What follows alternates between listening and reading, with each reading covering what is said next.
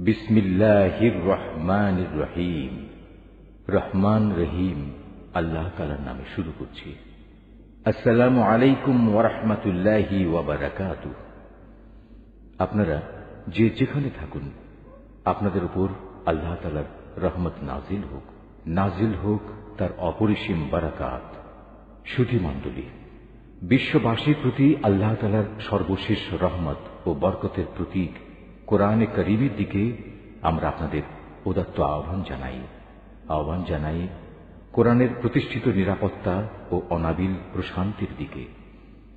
কোরআনে হাকিমের সম্মানিত বাহক নবী রহমত হযরত মুহাম্মদ মুস্তাফা সাল্লাল্লাহু আলাইহি ওয়াসাল্লামের মহান নামে নিযুত কোটি দরুদ ও সালাম জানিয়ে আমরা শুরু করতে যাচ্ছি কোরআনে কারীমের পূর্ণাঙ্গ তেলাওয়াত ও এর সহজ সরল বাংলা অনুবাদ। বাংলা অনুবাদে কণ্ঠ দিয়েছেন সৈয়দ ইসমাত তোয়াহা। পূর্ণ বাংলা অনুবাদ সহ ৩০ পারা কোরআনের তেলাওয়াতের এই মোবারক তোহফাটি আপনাদের কাছে উপস্থাপন করছে বিশ্বনন্দিত কোরআন গবেষণা প্রতিষ্ঠান আল কোরআন একাডেমি, লন্ডন।